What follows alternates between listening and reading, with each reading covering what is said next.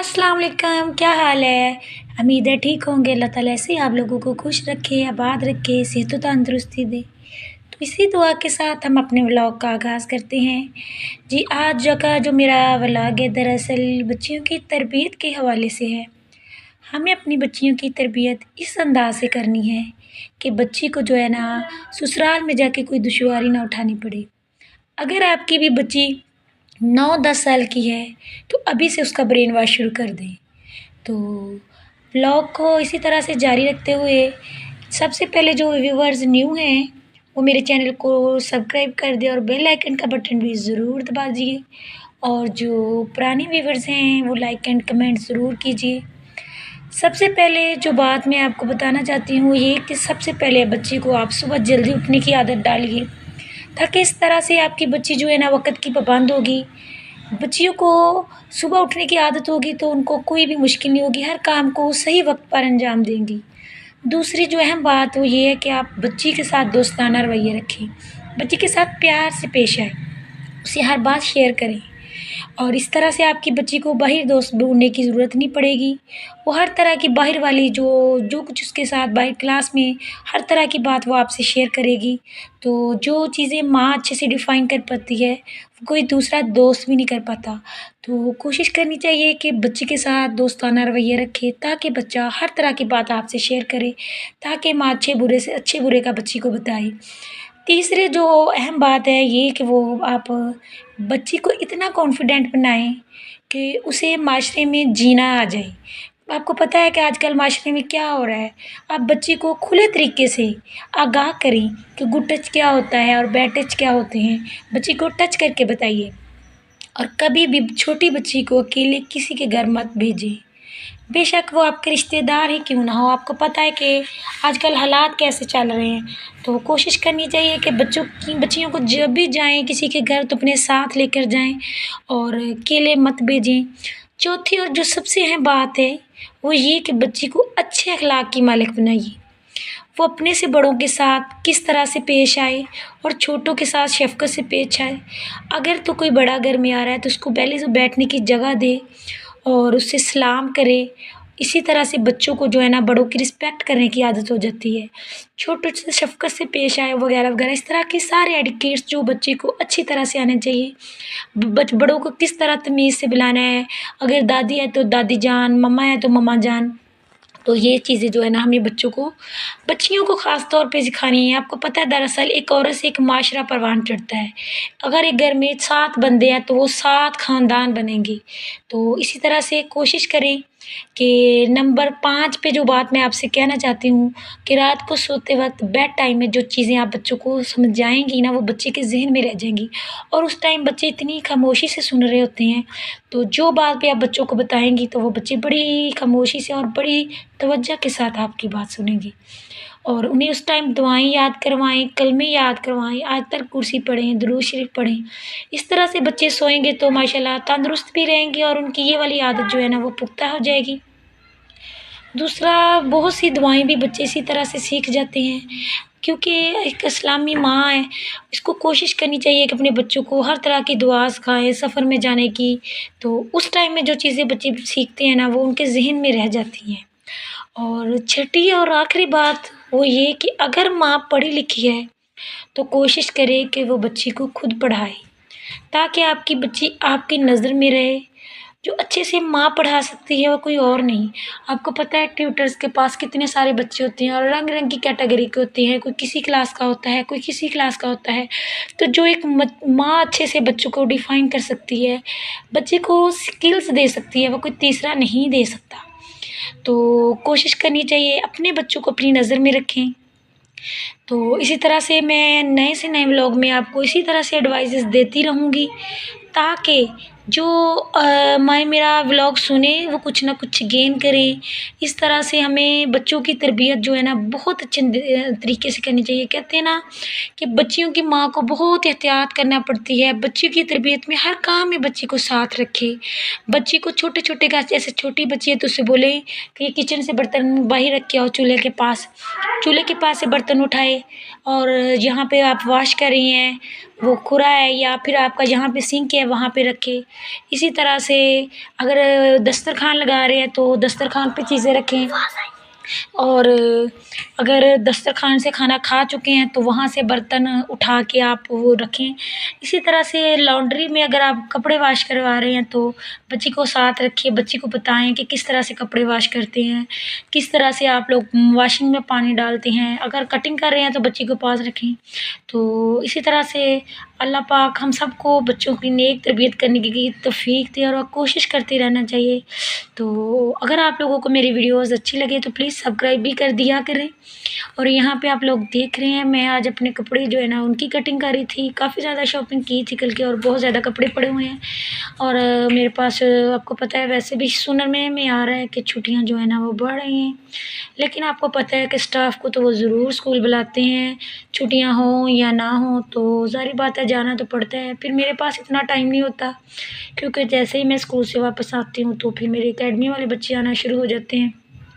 तो खैर आज स्कूल से मुझे लीव थी, छुट्टी थी, तो मैं घर पे ही थी। तो मैं यहाँ पे बना रही थी आलू मटर। तो सबसे पहले मैंने ग्राइंड कर लिया था, जो मैंने ना लहसुन और प्याज वगैरह ना उसको फ्राई करके उसको ग्राइंड कर लिया था। इससे ना ग्रेवी जो है वो अच्छे से बन जाती है। तो इसलिए अगर ना ग्राइंड करो तो फिर वो मोटा मोटा रह जाता है। तो आपको पता है कि तैरती हुई चीज़ें तो बिल्कुल नहीं अच्छी लगती। तो यहाँ पे मैं भून रही थी, तो मैंने कहा चलो आपके साथ भी शेयर कर दूँ अपनी रूटीन। इसी तरह नए से नई रूटीन और नए से नए व्लॉग्स आते रहेंगे। तो आपको पता है जो न्यू यूट्यूबर्स होता है ना उसको आपकी सपोर्ट की बहुत ज़्यादा ज़रूरत होती है।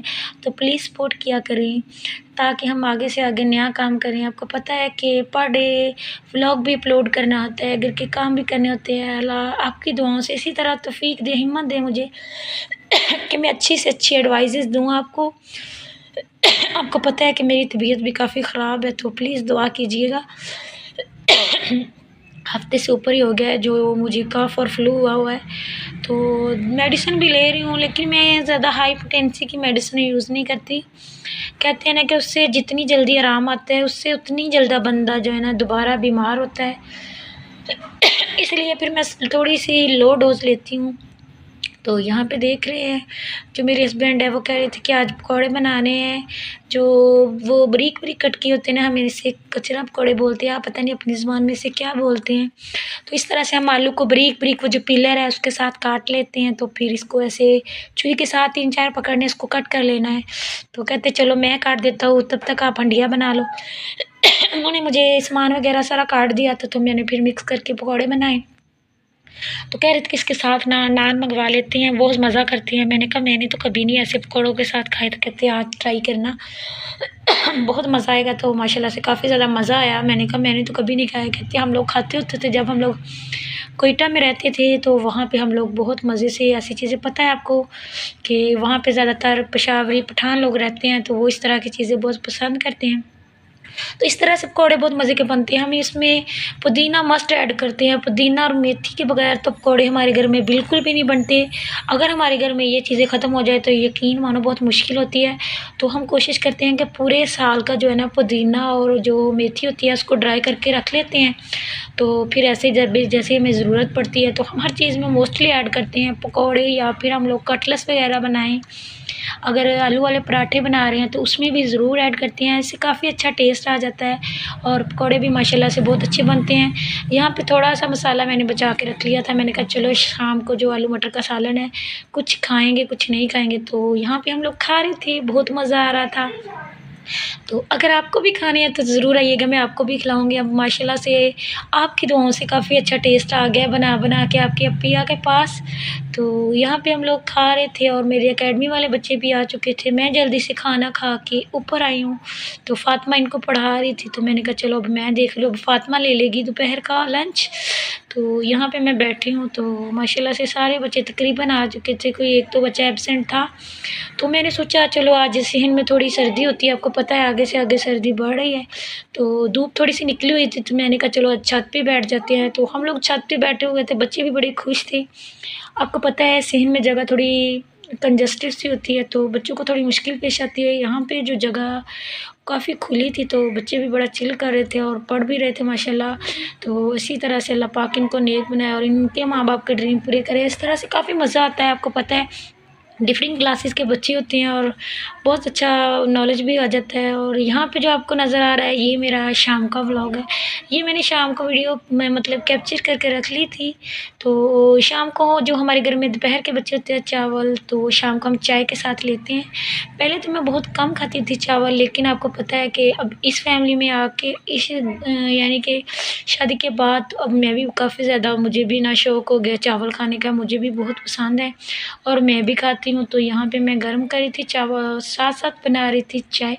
तो मैंने कहा आपसे भी शेयर कर लूँ। आप में से कितने लोग हैं जो चाय के साथ चावल खाते हैं? मैंने तो पहले कभी नहीं खाए थे बैचलर लाइफ में, लेकिन शादी के बाद आपको पता है कि जैसे माहौल में रहे बंदा वैसे ही हो जाता है। तो अब मैं भी आदी हो गई हूँ चावल खाने की। चाय मेरी पक चुकी थी और दूसरी जो है चूल्हा, उसकी फ्लेम काफ़ी लो थी। तो मैंने चाय उठा के दूसरी तरफ रख दी और चावल उठा के वो जो बड़ा है बर्नर उस पे रख दिया। तो मैंने कहा जल्दी से गर्म कर लूँ, भूख लगी हुई है, कहीं बच्चे ऐसे भूखे ना सो जाएं, मुझे बहुत टेंशन होती है। तो जल्दी जल्दी से मैं गर्म करके कमरे में लाई थी और यहाँ पे मैं आके देख रही थी बच्चे काफ़ी देर से खामोश है, देखूँ क्या कर रहे हैं। मेरी आदत है कि मैं बार बार चक्कर लगाती रहती हूँ। अगर मैं कहीं बाहर सहन में भी काम कर रही हूँ ना, तो फिर मैं देखती रहती हूँ कि रूम में खामोशी इतनी क्यों है, बच्चे क्या कर रहे हैं। तो ये जो कार्टून है ना, ये तो इनकी जान है। मोबाइल तो मैं बिल्कुल भी नहीं देती 1 मिनट की भी। वो कहते हैं ना कि वो भी इनको मोहलत नहीं मिलती कि मैं इनको मोबाइल दूँ। तो फिर ये है ना कि हम लोगों ने वाईफ़ाई जो है ना वो इसके साथ एंड्रॉयड कर दिया। हमारी वो जो एलईडी वो आम थी, तो फिर हमने एंड्रॉयड वाला पुर्ज़ा लगा के इसको एंड्रॉयड बना दिया, ताकि बच्चे बाहर तो बिल्कुल भी नहीं जाते। घर में पढ़ना भी, ट्यूशन अकेडमी भी घर में लेनी है, बस पारा पढ़ने के लिए बाहर जाते हैं। तो यहाँ पे आप देख सकते हैं मैं गूँध रही थी आटा। यहाँ पे बज चुके थे तकरीबन 9। तो मैंने कहा चलो सुबह उठ के क्या क्या करूँगी। मुझे नहीं पता था कि आज स्कूल से छुट्टी है, तो मैं अपना काम जल्दी से ख़त्म कर रही थी। तो जब मुझे सुबह पता चला कि यार आज स्कूल से मैम ने छुट्टी दी है, तो बहुत खुशी हुई। आपको पता है कितने सारे काम होते हैं। तो यहाँ पे मेरा व्लॉग भी ख़त्म होने वाला है। तो अपनी अपिया को दुआओं में याद रखिया करें और याद रखा करें, और साथ साथ अपिया की जो वीडियोज़ है प्लीज़ उसको फुल वॉच किया करें और सब्सक्राइब भी ज़रूर कीजिएगा, ताकि आने वाली नई से नई वीडियो जो है ना वो आपको मिल सके।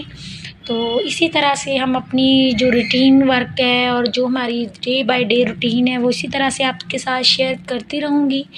तो अल्लाह हाफ़िज़, बाय बाय।